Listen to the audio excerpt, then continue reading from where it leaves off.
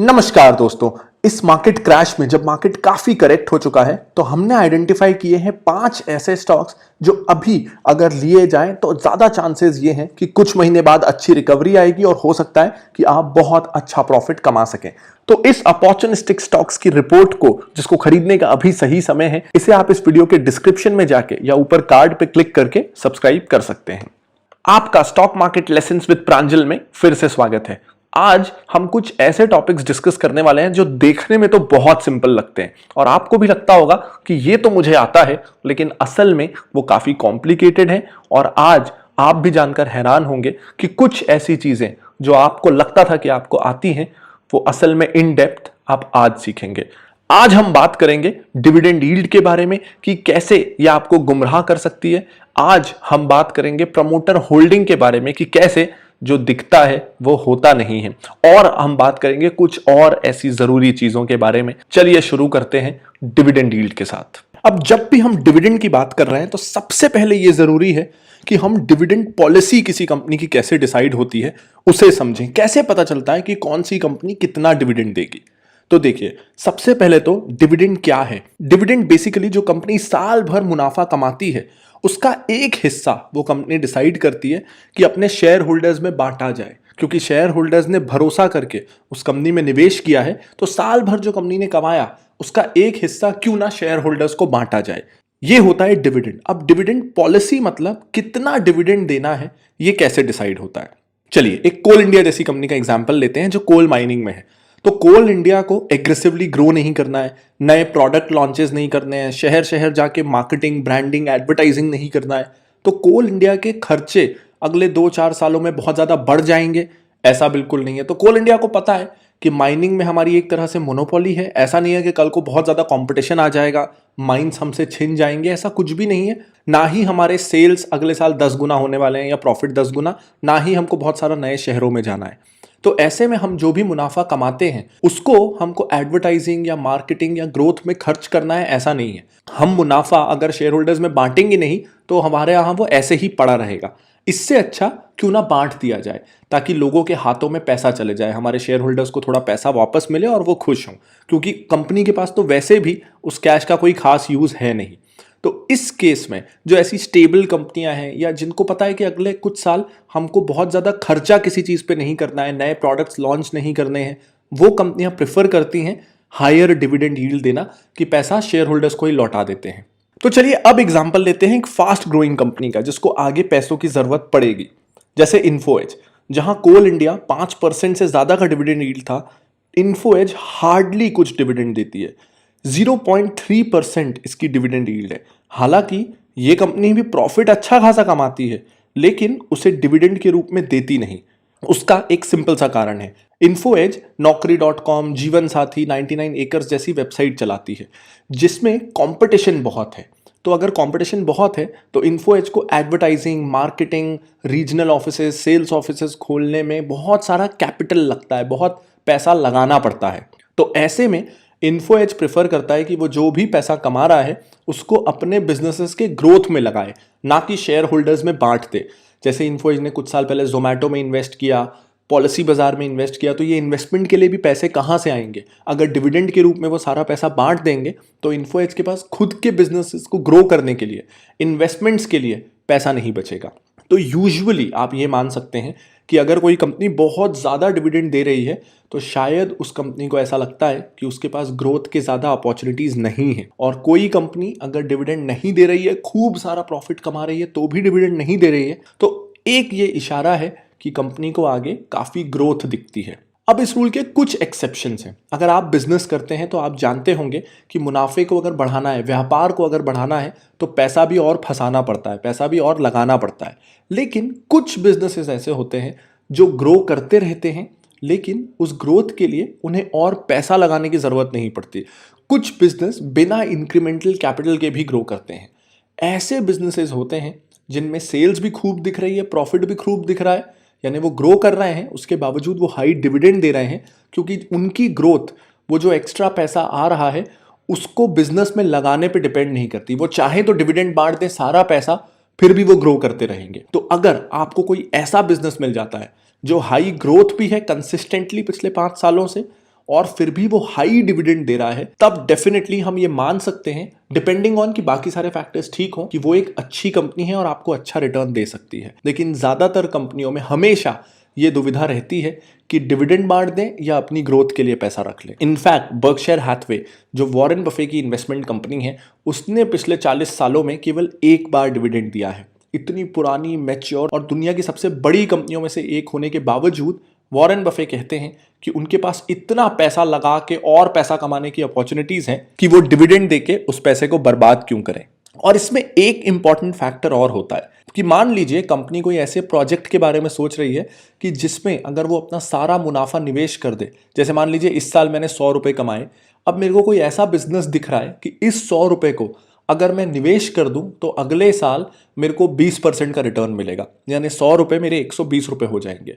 तो मेरे लिए यही समझदारी है कि मैं उस 100 रुपए को उस नए बिजनेस में लगा दूं। लेकिन ऑप्शन बी की तरफ आइए, अगर मेरे पास कोई ऐसा बिजनेस है जिससे मैंने 100 रुपए तो कमाए, लेकिन अब अगले साल के लिए मेरे पास कोई आइडिया नहीं है, मुझे पता नहीं है कि क्या करना है, या तो मैं उस पैसे को एफडी में रख दूं तो 100 रुपए के वो 106 हो जाएंगे। तो ऐसे में मैं क्या करूंगा कि ठीक है, मेरे पास कोई आइडिया तो है नहीं अब बिजनेस करने का, या तो मैं एफडी में रखूं तो 100 का 106 होगा, क्यों ना इस 100 रुपए को मैं शेयर होल्डर्स में ही बांट दूं, वो अपने आप जाने कि उनको क्या करना है। क्योंकि अगर ऐसी कंपनी जिसके पास ग्रोथ अपॉर्चुनिटीज नहीं है वो 100 रुपए शेयर होल्डर्स को बांट देती है, तो शेयर होल्डर उस पैसे को किसी और कंपनी में लगा सकता है, म्यूचुअल फंड में लगा सकता है, या फिर वो खुद ही एफडी कर सकता है, तो उसको 6% से ज्यादा का रिटर्न मिल जाएगा। तो अगर कंपनी के पास कोई ऐसे बिजनेस प्लान है जिससे कंपनी उम्मीद कर रही है कि 12-15% से ज्यादा का रिटर्न वो ले आएगी, तब वो डिविडेंड नहीं देगी। अगर उसे लगता है कि उसके पास कोई ऐसे प्लान नहीं है और इस मुनाफे का वो क्या करेगी उसे नहीं पता, और वो 10-12% से ज्यादा का रिटर्न नहीं ला पाएगी, तब वो उस मुनाफे को शेयर होल्डर्स में बांट देगी। इस बेसिस पे डिसाइड होता है कि डिविडेंड कितना देना है कि नहीं देना है। और अब सबसे जरूरी सवाल, क्या डिविडेंड यील्ड देख के आपको किसी स्टॉक में निवेश करना चाहिए? तो देखो, फाइनेंस में कोई भी आंसर क्लियरली हाँ या क्लियरली ना नहीं होता, ब्लैक एंड व्हाइट कुछ भी नहीं होता। लेकिन मोस्टली सिर्फ डिविडेंड यील्ड देख के आपको स्टॉक्स में निवेश नहीं करना है, क्योंकि जैसा मैंने बताया, ज्यादा डिविडेंड यील्ड मतलब यूजुअली वो कंपनी लो ग्रोथ वाली कंपनी है, तो आपको डिविडेंड तो ठीक मिलेगा लेकिन शेयर का प्राइस तेजी से नहीं बढ़ेगा, कैपिटल एप्रिसिएशन ज्यादा नहीं होगा। चलिए देखते हैं ऐसा कोल इंडिया में हुआ क्या। इसका 5 साल का अपन प्राइस चार्ट देखते हैं। तो देखिए, पिछले 5 सालों में प्राइस बढ़ा तो दूर की बात, काफी गिर गया है। तो जिन्होंने इसको डिविडेंड यील्ड देख के लिया होगा वो पिछले 5 सालों में स्टॉक से निराश हुए हैं, और ज्यादातर हाई डिविडेंड यील्ड स्टॉक्स पे ऐसे ही होता है। एक्सेप्ट इसका एक एक्सेप्शन है, जैसा मैंने बताया कि कुछ ऐसी कंपनीज जिनको कैश की जरूरत ही नहीं है ग्रो करने के लिए, जो हाई डिविडेंड यील्ड भी देती रहती हैं लेकिन फिर भी ग्रो करती रहती हैं। और सेकंड कि आप कोल इंडिया तो नहीं लेकिन कोल इंडिया जैसी बहुत सारी सरकारी कंपनियां हैं जिनको पैनिक के समय पे ले सकते हैं, स्पेशली अगर उनके पास कैश बहुत ज्यादा है। अगर बहुत ज्यादा कैश है तो आप उम्मीद कर सकते हैं कि वो डिविडेंड भी ज्यादा देंगे। जैसे कोल इंडिया के पास बहुत ज्यादा कैश नहीं है, 250 करोड़ का कैश है और कंपनी 81,000 करोड़ के मार्केट कैप वाली है, तो कैश ज्यादा नहीं है। तो ऐसे में कोल इंडिया नहीं, लेकिन पैनिक टाइम पे जब सारी कंपनियां खूब गिरी हुई हैं, तो आप ऐसी सरकारी कंपनियां ले सकते हैं जिनके सारे फंडामेंटल स्ट्रांग हैं और जिनके पास अच्छी कैश पोजीशन है, ताकि वो आपको डिविडेंड भी दें, और साथ ही क्योंकि अभी पैनिक है और प्राइसेस गिरे हुए हैं तो आपको थोड़ा बहुत कैपिटल एप्रिसिएशन भी मिल जाए। तो ऐसी पीएसयूज आप ढूंढ लीजिए जिसका एंटरप्राइज वैल्यू 0 हो या नेगेटिव हो। एक एग्जाम्पल मैंने पिछले वीडियो में दिखाया है जिसमें एंटरप्राइज वैल्यू 0 था क्योंकि उसके पास कैश बहुत है, लेकिन वो भी सिर्फ एक रेफरेंस के लिए है। उस तरह की बहुत सारी कंपनीज आजकल पैनिक में आपको मिल जाएंगी। उस केस में अगर पीएसयू कंपनी है, सरकारी कंपनी है, और हाई डिविडेंड यील्ड है और हाई कैश बैलेंस है और प्राइस अभी मल्टी ईयर लो पे चल रहा है, तो वो एक अच्छा इन्वेस्टमेंट ऑप्शन हो सकता है, सब्जेक्ट टू फर्दर रिसर्च। अब बात करते हैं इस फेस वैल्यू की कि ये फेस वैल्यू क्या होता है और इसका क्या सिग्निफिकेंस है। तो देखिए, आज से पहले, कई साल पहले, जब डीमैट नहीं था और शेयर्स फिजिकल होते थे, तो जिस तरीके से नोट में आज लिखा रहता है कि ये 10 रुपए का है, 20 का है या 50 का है, उसी तरह शेयर्स के सर्टिफिकेट होते थे फिजिकल, और उसमें लिखा रहता था कि इसकी फेस वैल्यू कितनी है, उस पर कितना अमाउंट लिखा हुआ है, उसे फेस वैल्यू कहते थे। अब इन्वेस्टिंग में आपको यह जानना जरूरी है कि फेस वैल्यू से आपके डिसीजन मेकिंग पे कोई फर्क नहीं आना चाहिए, क्योंकि कई लोगों को मैं जानता हूं जो देखते हैं फेस वैल्यू कितनी है और फिर देखते हैं कि कितने रुपए में शेयर मिल रहा है और उससे डिसाइड करते हैं कि सस्ता है कि महंगा है। अब देखिए एमआरएफ के केस में 10 रुपए का फेस वैल्यू है लेकिन शेयर है 56,000 रुपए। तो कुछ लोग सोच लेंगे कि ये बहुत महंगा है। यही आपको जानना है कि आज के ज़माने में आपको शेयर लेना है कि नहीं लेना है, उससे फेस वैल्यू का कोई लेना देना नहीं। एमआरएफ 10 रुपए का फेस वैल्यू वाला 56,000 पे है, ये इस साल 73,000 तक गया था। अब एक और एग्जाम्पल लेते हैं एडलैब्स का। इसकी भी फेस वैल्यू 10 रुपए है लेकिन ये मिल रहा है 2.5 रुपए पे। तो कई लोग ललचा जाएंगे कि 10 रुपए तो फेस वैल्यू है और 2.5 पे मिल रहा है तो इसे ले लिया जाए। यही आपको ध्यान रखना है कि इसके बेसिस पे कोई भी इन्वेस्टमेंट ना करें। फेस वैल्यू से मार्केट कैप का कंपैरिजन एक सही वैल्यू करने का तरीका नहीं है। अब मैं आपको इसको एक एग्जांपल के जरिए बताता हूं कि आप फेस वैल्यू को समझ लीजिए कि ये ग्राम है, 10 ग्राम। अब 10 ग्राम लोहा 1 रुपए का मिल जाएगा, 10 ग्राम चांदी उससे काफी महंगी मिलेगी, 10 ग्राम सोना आपको 40,000 का मिलेगा। तो 1 रुपए से लेकर के 40,000 रुपए तक आपको चीज मिल रही है लेकिन चीज है ही 10 ग्राम। तो क्या आप बोल सकते हैं कि मैं तो लोहा ही लोहा लूंगा, लोहा भी 10 ग्राम है, 1 रुपए में मिल रहा है, चांदी तो बहुत महंगी है, चांदी नहीं लूंगा। हम ऐसे कंपैरिजन नहीं कर सकते क्योंकि लोहे की वैल्यू अलग है, चांदी की और सोने की वैल्यू अलग है। उसी तरह 10 रुपए की फेस वैल्यू का शेयर 56,000 पे मिल रहा है, महंगा है, ऐसा बिल्कुल नहीं है। 10 रुपए की फेस वैल्यू का शेयर 2.5 रुपए में मिल रहा है, सस्ता है, ऐसा भी बिल्कुल नहीं है। फेस वैल्यू केवल यह बताता है कि किसी कंपनी के कितने टुकड़े हुए हैं। जैसे मेरी कंपनी फिनोलॉजी, हमने इस कंपनी को शुरू किया 1 लाख रुपए से, यानी 1 लाख रुपए के शेयर्स इशू किए। तो हमने 10 रुपए की फेस वैल्यू वाले 10,000 शेयर्स इशू किए।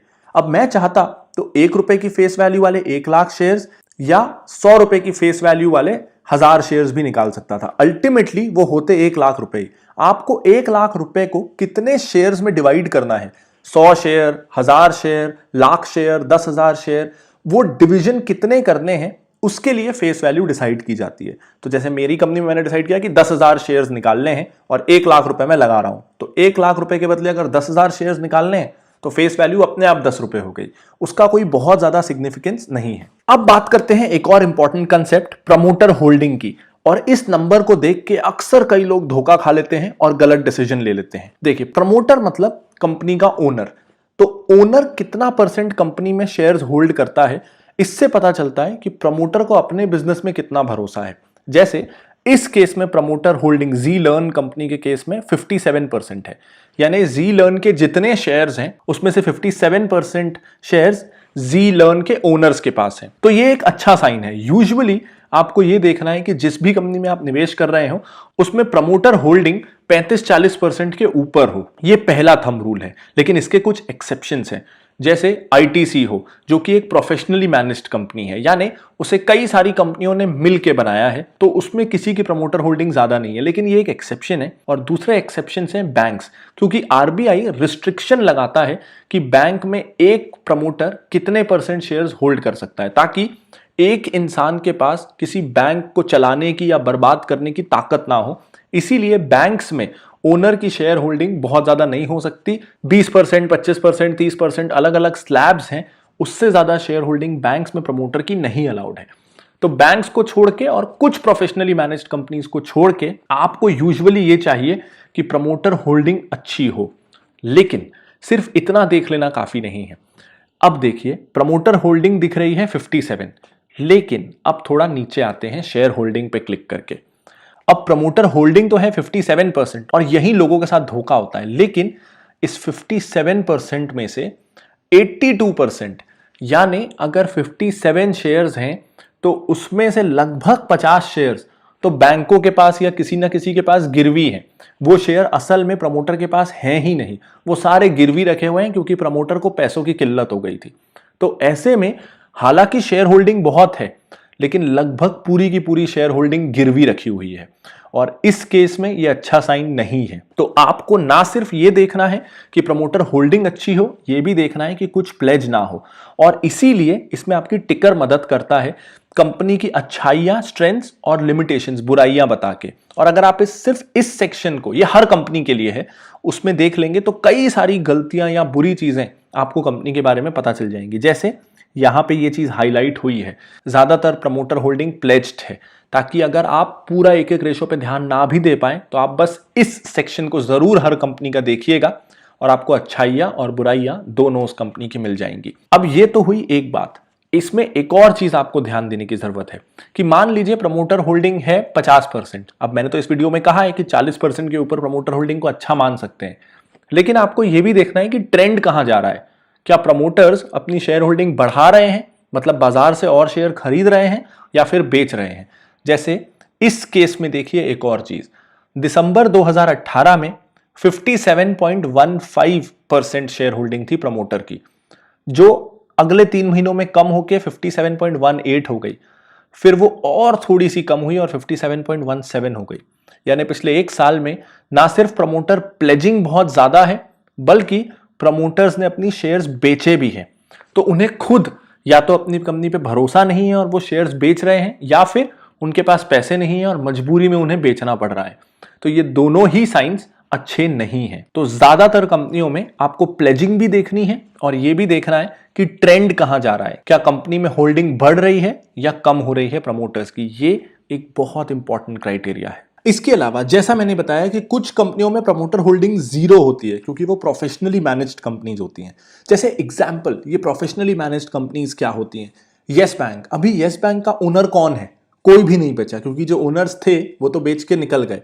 अब एसबीआई ने शेयर्स लिए, एचडीएफसी ने लिए, एक्सिस बैंक ने लिए, लगभग सारे बड़े बैंकों ने मिलके उस बैंक को फिर से खड़ा किया। तो अब 8-10 ओनर्स मिलके उस बैंक को चला रहे हैं, तो कोई भी एक उसका ओनर या प्रमोटर नहीं है। तो यस बैंक भी जब ये शेयर होल्डिंग का नया डेटा आएगा तो प्रोफेशनली मैनेज्ड बैंक माना जाएगा। और जैसा आप इस केस में देख रहे हैं आईटीसी के केस में कि प्रमोटर होल्डिंग जीरो है, ये बहुत एक्सेप्शनल केस है जब एक प्रोफेशनली मैनेज्ड कंपनी है, इसलिए प्रमोटर होल्डिंग नहीं है। आप प्रोफेशनली मैनेज्ड कंपनीज में भी पता कर सकते हैं कि आपको होल्डिंग वाइज ये कंपनी ठीक लग रही है कि नहीं। जैसे इसका चार्ट देखिए, 42% शेयर होल्डिंग इसमें डोमेस्टिक इंस्टीट्यूशनल इन्वेस्टर्स के पास है, यानी म्यूचुअल फंड्स, इंश्योरेंस कंपनी, यानी इस तरह के एक्सपीरियंस्ड और प्रोफेशनल इंस्टीट्यूशंस। तो अगर उन्होंने 42% होल्डिंग ली हुई है तो मतलब म्यूचुअल फंड्स और इंश्योरेंस और इस तरह की कंपनियों ने कुछ सोच समझ के इन्वेस्ट किया होगा। वहीं फॉरेन इंस्टीट्यूशनल इन्वेस्टर्स की भी 15% होल्डिंग इस कंपनी में है, यानी लगभग 60% के आसपास इसमें इंडियन इंस्टीट्यूशंस ने और 16% के आसपास फॉरेन इंस्टीट्यूशंस ने इन्वेस्ट किया है। तो हालांकि प्रमोटर होल्डिंग जीरो है, लेकिन इन दोनों की हाई होल्डिंग से हम ये समझ सकते हैं कि इसमें प्रमोटर ना सही लेकिन रेप्यूटेड इंस्टीट्यूशंस ने इन्वेस्ट किया हुआ है। अब बस एक बात का ध्यान रखिएगा कि कल से लेसन्स थोड़े एडवांस्ड होते जाएंगे, तो जरूरी है कि आप आज का ये लेसन और पिछले दोनों वीडियोस अगर आपने मिस किए हैं तो आप इन तीनों वीडियोस को पूरा पूरा देख लीजिए, ताकि कल से आपको आसानी रहे। और हाँ, अपने दोस्तों के साथ, फैमिली के साथ, कलीग्स के साथ इस वीडियो सीरीज को शेयर करना बिल्कुल मत भूलिए, ताकि वो भी इस लॉकडाउन का सही यूज कर सकें। और अगर आप ये समय जब मार्केट क्रैश हुआ है उसे यूज करना चाहते हैं अच्छे स्टॉक्स में इन्वेस्ट करने में, तो आप सब्सक्राइब कर सकते हैं हमारी आइडिया बैग सर्विस को, जिसमें हमने 25 से ज्यादा पोटेंशियल मल्टीबैगर स्टॉक्स सिलेक्ट किए हैं डीप रिसर्च के बाद। और आप भी इनका एक्सेस ले सकते हैं आइडिया बैग को सब्सक्राइब करके, जिसका लिंक आपको ऊपर कार्ड पे और इस वीडियो के डिस्क्रिप्शन में मिल जाएगा।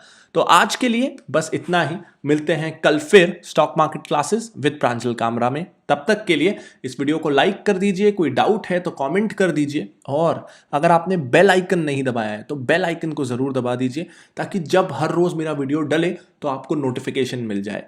Bye bye.